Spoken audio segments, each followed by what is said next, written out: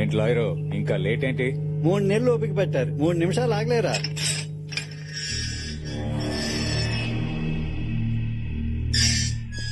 అనయ్య రా, పెద్దని ఎదురు చూస్తున్నాడు. నేను రాను. ఎందుకు? పూజారి కూతురు మీద చేసినందుకే ఆ భూపతి గారి ఊరందరి ముందు నా పరువు తీశాడు. వాడికి ఓ కూతురుందిగా, దాన్ని నాశనం చేస్తా. అన్నా ఇది కరెక్ట్ టైం కాదు, కోపాన్ని కంట్రోల్ చేసుకో. ఏయ్, అడవుల్లో మండే మంట లాంటిదిరా నా కోపం, అదంత ఈజీగా చల్లారు. ఇది కాదు అనయ్య. అనయ్య అనయ్య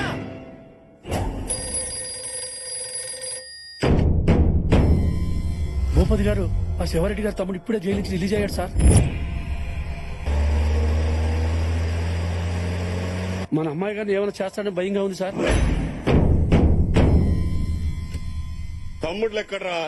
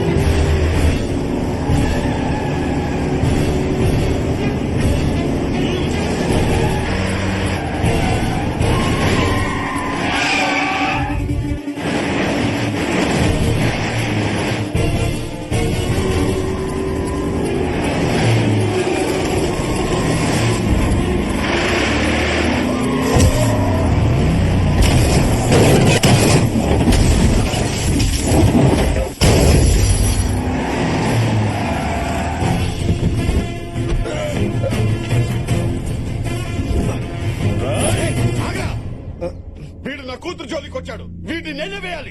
అది నా మేనకోడలు, దాని జోలికి వచ్చిన వాడిని నేనే వేసేస్తా. నువ్వేంట్రా వేసేది? అది నా రక్త సంబంధం, వీడిని నేనే వేయాలి. ఆపరా, దాన్ని పెంచింది నేను, వీడిని చంపాల్సింది నేనే. డిస్కషన్ వద్దు. నువ్వు డిస్కస్ చేస్తావు, నేను డిసైడ్ చేస్తా.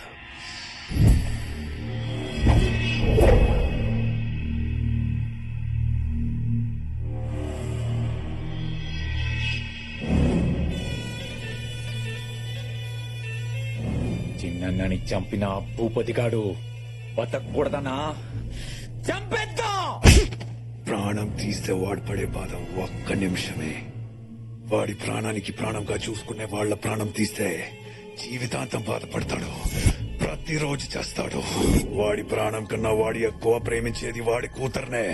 అది ఎక్కడుందో వెతకండి.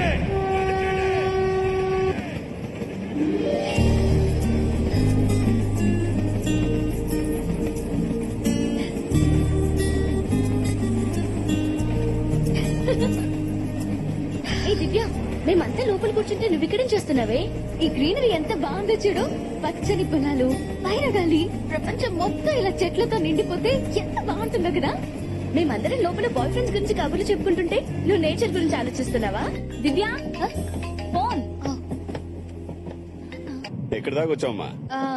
విజయనగరం దాటాను నాన్న. అంటే నేను మీ బాబాయ్లు ఇంకో 10 నిమిషాల్లో స్టేషన్ లో ఉంటాం. మీరెందుకు రావడం? నేనే ఇంటికి వస్తాను. నిన్ను చూడాలనిపిస్తుందమ్మా. అదే నన్ను ఒక నిమిషం లైన్ లో ఉండండి. ఆ, హలో మహవయ్య. ఎక్కడున్నావు తల్లి? దగ్గరలోనే ఉన్నాను. నేను అమ్మ అందరం స్టేషన్ కు వచ్చాం. మీరు కూడానా? వాడొస్తున్నాడా? లేదు లేదు. చూడమ్మా, ఆ భూపతి గాడు నిన్ను తీసుకెళ్ళడానికి స్టేషన్ కు వస్తున్నాడంట.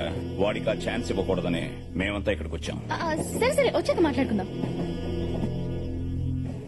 నాన్న. ఏంటమ్మా, ఆ సాయిరెడ్డి గారు ఏమైనా ఫోన్ చేశాడా? లేదు. వచ్చేస్తున్నాం. ఓకే. దేనికి అంత టెన్షన్ పడుతున్నావు? ఏం చేయమంటావు? ఒక పక్క ఫాదర్, ఇంకో పక్క గాడ్ ఫాదర్, మధ్యలో నేను నలిగిపోతున్నాను.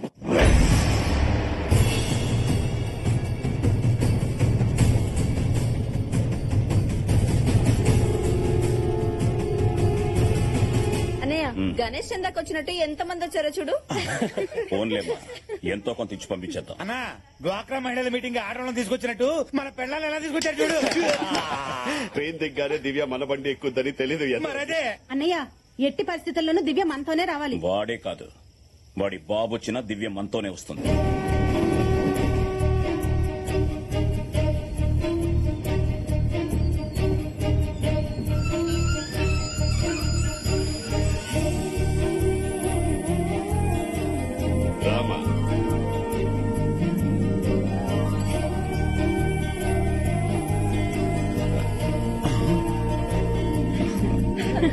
దివ్య రామ్మా ఇంటికి వెళ్దాం. దివ్య ఆగో, మన ఇంటికి వెళ్దాం. నీ ఇంటికి ఎందుకు వస్తుంది?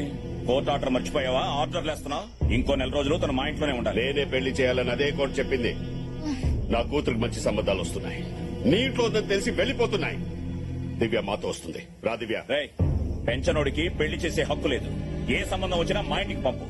వచ్చిన వాడు తల్లిగా తనకి, మావయ్యగా నాకు, మా అందరికీ నచ్చాలి. నచ్చాల్సింది నీకు కాదు, నాకు. నా కూతురికి. నా కూతురు పెళ్లి నేను చూసినోడుతోనే ఘనంగా చేస్తా. కట్టుకున్న పెళ్లాల్ని తరిమేసి 25 ఏళ్లుగా ఆడదిక్కులేని దిక్కుమాలని బతుకులు బతుకుతున్నారు. మీరే చేస్తారా పెళ్లి? నీలాంటి వెదవకి చెల్లెలుగా పుట్టినందుకు ఆ దేవుడు వేసిన శిక్షరా అది. నువ్వు చేసింది మర్చిపోయాననుకున్నావా? గుండె కొట్టుకున్న ప్రతి సెకండ్ గుర్తుకొస్తుంది. నా కూతుర్ని తీసుకువెళ్తున్నా. ఎవరంటూ వస్తారో చూస్తా. రా దివ్య. రేయ్, తను మా ఇంటికి వస్తుంది. రామా. రేయ్, అది నా రక్తం రా, నాతో వస్తుంది. నా ప్రాణం రా. రా దివ్య. రేయ్. ఆపండి, ఆపండి. హాలిడేస్ వస్తే అందరూ ఇంటికి వెళ్దాం అనుకుంటారు, కానీ నేను హాస్టల్లోనే ఉందాం అనుకుంటాను. ఎందుకో తెలుసా? ఇలా ఇలా గొడవ పడతారని.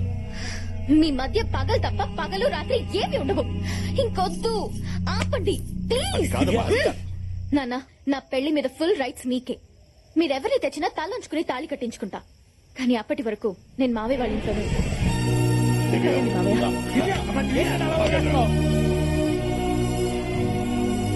పెళ్లి బాధ్యత మనదే అందిగా, అది చాలు. సరైన అల్లుడిని వెతకండ్రా. అల్లుడు ఎలా ఉండాలన్నయ్య? నాకు కాబోయే అల్లుడు కత్తిలా ఉండాలి. శత్రువు గుండె మీద కాలు పెట్టి మాట్లాడే దమ్మున్న మగాడాయి ఉండాలి. వాడున్న చోటు. Good morning sir. Night pub లో బాగా ఎంజాయ్ చేసావా? లేదు సార్, పింగిల్ గారు రాసిన తెర వెనక బాగోత నావల్ చదువుకుని 10K పడుకున్నాను. నువ్వు అబద్ధం చెప్పినా ఈ కాగ్నిజం చెప్తుంది. ఎంత అయింది? 500 euros. బిల్ కాదు, టైం. నైట్ 3 అయింది. మిస్టర్ శాస్త్రి, నాకు కావాల్సింది వర్క్ ని ఎంజాయ్ చేసేవాళ్ళు, వర్క్ ని పక్కన పెట్టి ఎంజాయ్ చేసేవాళ్ళు కాదు. ఇంటికి వెళ్ళి రెస్ట్ తీసుకో. Thank you sir. ఇవాళ నీ శాలరీ కట్. సార్ ఒక డౌట్, ఆ ముగ్గురు శాలరీస్ కూడా కట్. ఇడి కళ్ళు వెనక ముందు ఉన్నట్టున్నాయి. అమ్మయ్యా, మన జోలికి రాలేదు. మిస్టర్ రావు. సార్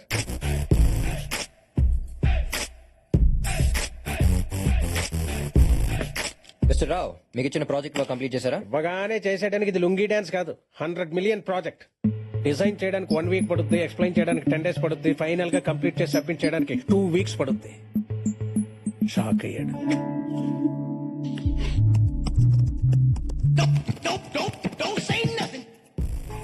సారా, తిరిగే మీద print out from the other room. Okay sir. Race లో మీరు వచ్చే మలుపు గురించి ఆలోచిస్తారు, ముందున్న గెలుపు గురించి ఆలోచిస్తారు. మీరు సూపర్ సార్. అసలు మీ గోల్ ఏంటి సార్? లైఫ్ లో గోల్ ఉన్నాడు రీచ్ అవగానే రిలాక్స్ అయిపోతాడు. ఏ గోలు లేనాడు ఎక్కడికన్నా దూసుకెళ్ళిపోతాడు. మరీ అడ్డగోలుగా మాట్లాడుతున్నాడు. సార్ వెళ్ళి క్లయింట్ కి సబ్మిట్ చేయండి. క్లయింట్ స్వీడన్ లో ఉంటాడు, వెళ్ళి సబ్మిట్ చేయడానికి 2 days పడుద్ది. మిస్టర్ రావు, మీకు యాపిల్ కావాలంటే కాశ్మీర్ వెళ్తారా, కాలనీలో ఉన్న ఫ్రూట్ షాప్ వెళ్తారా? ఫ్రూట్ షాప్ కి. ఇది కూడా అంతే, ఈమెయిల్ చేయొచ్చు. స్వీడన్ దాకా లక్లీ.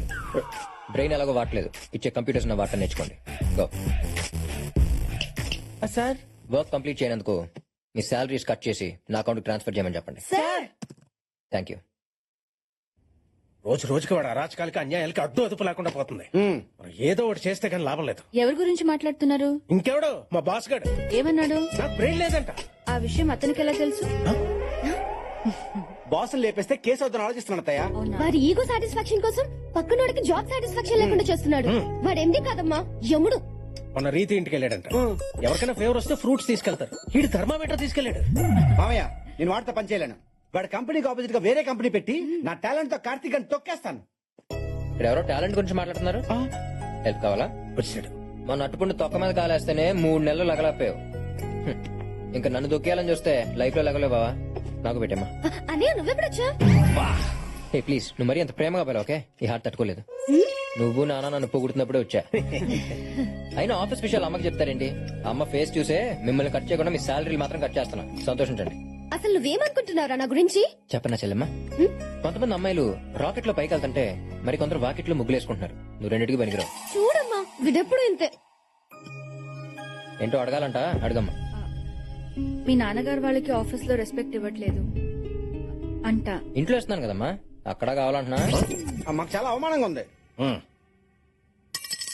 అవమానమా? నేను ఈ కంపెనీ పెట్టాకే మనం ఈ పొజిషన్కి వచ్చాం. నేను ఆడుకునే గేమ్స్ ని డెవలప్ చేసి కంపెనీ పెట్టాను. మన ఫ్యామిలీని స్టేజ్ లో నిలబెట్టాను. ఇవాళ మిమ్మల్ని ఇక్కడ కూర్చోబెట్టాను. అంటే ఏంటి ఇప్పుడు సన్మానం చేయమంటావా? పెళ్లి చేయమంటున్నా. అప్పుడెంత తొందర ఏంట్రా? ఇట్స్ మై లైఫ్ ప్లానింగ్ మా. నువ్వు ఎంత ప్లాన్ చేసినా లాభం లేదు.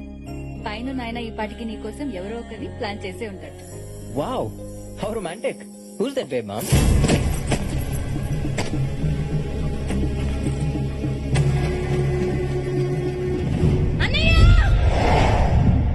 ఆకాశం భూమి మధ్య దూరం ఎంతున్నా కనీసం చూడ్డానికి అవి రెండు కలుస్తున్నట్టుంటాయి. మీరు అలా కూడా ఉండట్లేదు. మీరిద్దరు నాకు రెండు కళ్ళు. నా కళ్ళ ముందే మీరిద్దరు కొట్టుకుంటుంటే చూడలేకే ఈ నిర్ణయం తీసుకున్నాను. ఇప్పటికైనా మారండి. కనీసం నన్ను వెతికేటప్పుడైనా మీరిద్దరు కలిసి వెతుకుతారని ఆశిస్తున్నాను. ఎక్కడున్నా వెతికి తీసుకొస్తాను. 24 గంటల లోపల దివ్య మన ఇంట్లో ఉండాలి. రే గుంపులో నుంచి జింక పిల్ల బయటికి వచ్చిందంట. వేట మొదలెట్టే టైం వచ్చింది. వాళ్ళిద్దరి కంటే ముందు మనమే దాన్ని పట్టుకోవాలి. వాళ్ళ ముందే వేసేయాలి. ఇంతకాలం దాన్ని చెన్నైలో చదివించాడు. అది చదివిన కాలేజ్, తిరిగిన ఫ్రెండ్స్, తెలిసిన రిలేటివ్స్ అన్ని చోట్ల చెల్లెడ పెట్టండి.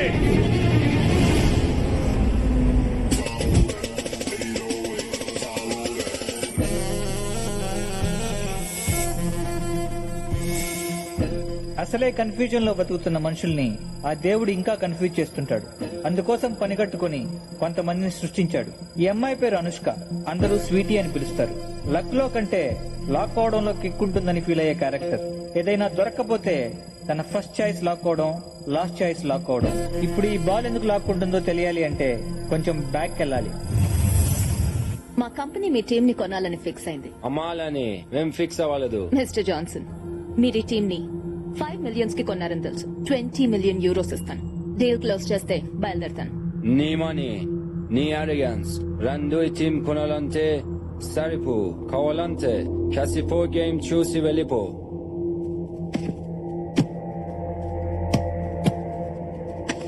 చూడ్డానికి కూడా భయం వేస్తుంది కదూ? భయమా? ఒక గోల్ వేస్తే? అయ్యో, వేస్తే గోల్ కాదు కదా, బాల్ పట్టుకుని ఒక స్టెప్ కూడా వేయలేవు. వేస్తే I give it free.